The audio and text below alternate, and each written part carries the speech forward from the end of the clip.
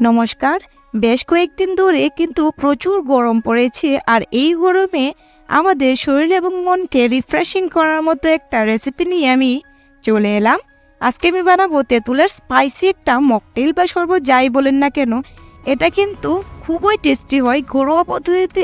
এই যে মকটেলটা আছে, এটা আপনারা একবার ট্রাই করলে তাহলেই বুঝতে পারবেন সেটা খেতে কত টেস্টি হয়।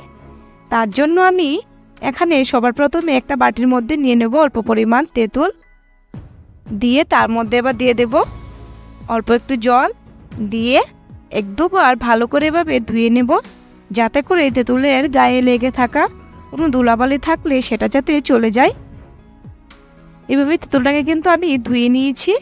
এবার তার মধ্যে দিয়ে দেব আবারও একটু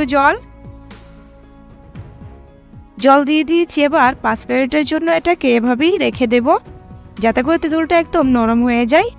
এই দেখুন 5 মিনিট পর তেঁতুলটা কিন্তু একদম নরম হয়ে গেছে। এবার নিয়েছি একটা হামানদিস্তা, তার মধ্যে এবার তেঁতুলগুলিকে ঢেলে দেব।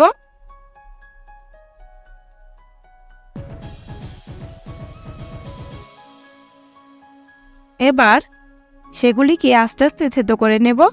এভাবেই কিন্তু আপনারাও হামানদিস্তার মধ্যে দিয়ে ভালো করে তেঁতুল থেকে কিন্তু বিচিটাকে অনায়াসে আলাদা করে নিতে পারেন। এভাবে কিছুক্ষণ থেতো করতে করতে তেঁতুলটার থেকে বিচিগুলি আলাদা হয়ে যাবে, আর দেখবেন তেঁতুলটাও একদম নরম একটা পেস্টের আকার ধারণ করে নেবে। এভাবে দেখুন কিছুক্ষণ থেতো করার পর তেঁতুলটা কিন্তু একদম সফট হয়ে গেছে, আর বিচিগুলিও কিন্তু নিচে আলাদা আলাদা হয়ে গেছে। এবার এই তেঁতুলটাকে একটা বাটির মধ্যে নামিয়ে নেব।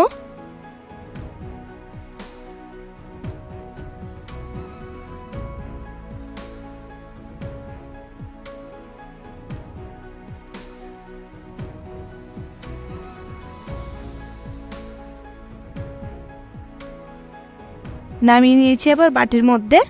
এখন তার মধ্যে দিয়ে দেব অল্প পরিমাণ জলটা দিয়ে এবার তেঁতুলটাকে জলের সঙ্গে ভালোভাবে মেশাতে হবে। এভাবেই মেশালেই কিন্তু বিচিগুলি একদম উপরের দিকে দেখুন আলাদা হয়ে এসে পড়েছে। কিন্তু এভাবে বিচিগুলিকে কিন্তু একদম সুন্দরভাবে আলাদা করে নেওয়া যায়। এই দেখুন সবগুলি বিচি কিন্তু আমি আলাদা করে নিয়েছি। এবার একটা কন্টেনারের মধ্যে তেঁতুলের এই পেস্টটাকে ঢেলে দেব, দিয়ে তার মধ্যে এবার দিয়ে দেব কাঁচা লঙ্কা কুচি।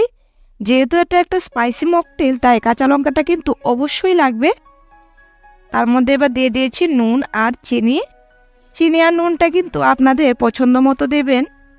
যারা বেশি খেতে পছন্দ করেন তারা আরও বেশি দেবেন, আপনাদের ইচ্ছে মতো কিন্তু এটাকে দেবেন। এভাবেই সবগুলিকে কিন্তু তেঁতুলের সঙ্গে ভালোভাবে মিশিয়ে নেব। ততক্ষণ পর্যন্ত মেশাবো যতক্ষণ পর্যন্ত না চিনি আর নুনটা ভালোভাবে তেঁতুলের সঙ্গে মিশে যায়। এবার মিশে গেলে তার মধ্যে দিয়ে দেব একদম ঠান্ডা জল, দিয়ে এবার ভালোভাবে সেটাকে মিশিয়ে নেব। এভাবেই কিন্তু আপনারাও বাড়িতে খুবই অল্প উপকরণ দিয়ে একটা টেস্টি মকটেল কিন্তু বানাতে পারেন। আমার বিশ্বাস এটা যদি আপনারা একবার খান তাহলে কিন্তু এটা বারবার খাবেন। এবার কিছুক্ষণ মেশানোর পর তার মধ্যে দিয়ে দেব মিন্টের জন্য পুদিনা পাতা। এটা দিলে কিন্তু একটা ভালো ফ্লেভার কিন্তু আসে। এভাবেই কিছুক্ষণ মিশিয়ে নিয়েছি। এই দেখুন কিছুক্ষণ মেশানোর পর কিন্তু আজকে রেডি হয়ে গেছে আমার এই টেস্টি মকটেল। দেখুন খুবই পাতলা আর খেতে যে কি দুর্দান্ত, এটা আপনারা আমার কথায় বুঝতে পারবেন না। একবার যদি বানিয়ে ট্রাই করেন তাহলেই কিন্তু বুঝতে পারবেন।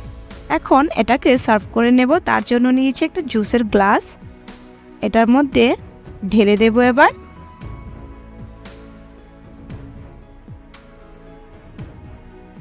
ঢেলে দিয়েছি। এবার তার মধ্যে দিয়ে দেব দুটো বরফের টুকরো, দিয়ে এবার তার মধ্যে দিয়ে দেব একটা স্ট্র। আপনারা কিন্তু ছেঁকেও দিতে পারেন, আমার কাছে না ছেঁকেই ভালো লাগে। এভাবেই তৈরি হয়ে গেছে কিন্তু টেস্টি মকটেল। এভাবেই যারা আমার চ্যানেলটা প্রথমবার দেখছেন তারা নতুন নতুন রেসিপি পাওয়ার জন্য আমার চ্যানেলটাকে অবশ্যই সাবস্ক্রাইব করবে। আর যদি ভালো লেগে থাকে তাহলে অবশ্যই লাইক এবং কমেন্ট করে ভুলবেন না দিতে।